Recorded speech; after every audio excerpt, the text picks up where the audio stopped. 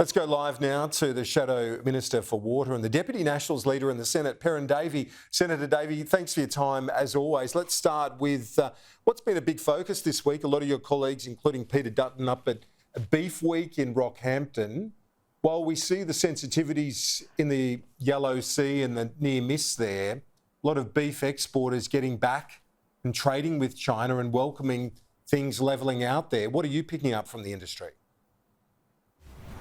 Oh, look, and I'm just jealous that I couldn't make it to Beef Week this year. I was invited. You can never have too much of a good thing in that state, but sometimes you can have too many politicians. So I'm not up there. I'm good on my colleagues for being up there. Beef is such a huge industry for Australia, and, you know, Beef Week itself attracts major investment in the local community up at Rockhampton. Michelle Landry, the local member up there, welcomes Beef Week every year and does a great job. And it is good news that we are reinstigating some of our trade routes with China. We need to see more movement in that aspect. It'd be great if we can see barley resolved. We hope that the messages we've had about wine come to full fruition and our wine industry gets back into China. But I do totally understand the concerns at the moment about China's movements in the Yellow Sea, and I'm very concerned about what appears to be their increased aggression against Australians, our Australian Defence Force, just doing normal manoeuvres, legal manoeuvres in international waters. And I agree with Peter Dutton when he says the Prime Minister should be picking up the phone to Xi Jinping and making our position very loud, very clear and very unambiguous. The Prime Minister's in WA. He's announced a $500 million plan for mapping resources around the nation. It's part of their Future Made in Australia idea. He argues that's about restoring the faith with blue-collar workers. Do you accept that the broader vision is one that will be welcomed by many, and many in regional Australia as well? I have to ask, why is the federal Labor government funding work that the states should be doing, and indeed some states have? Just yesterday, New South Wales released the largest open source survey data in the state's history because they have mapped where their critical minerals are.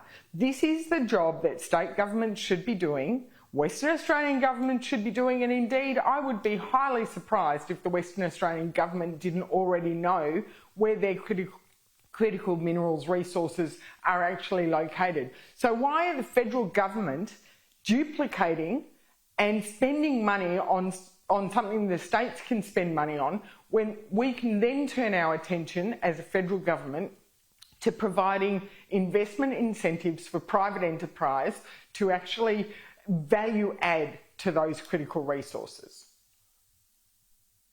On the budget itself, only a few days out from Jim Chalmers' next budget, it's a huge balance right now. We've been talking about it for days, weeks in fact. The inflationary question was reiterated yesterday by Governor of the RBA, Governor Bullock.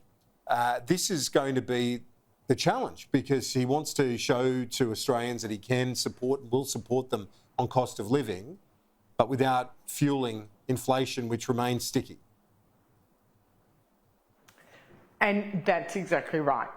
The first and the best way to address the cost of living is to address inflation. And that's not what we've seen from this government.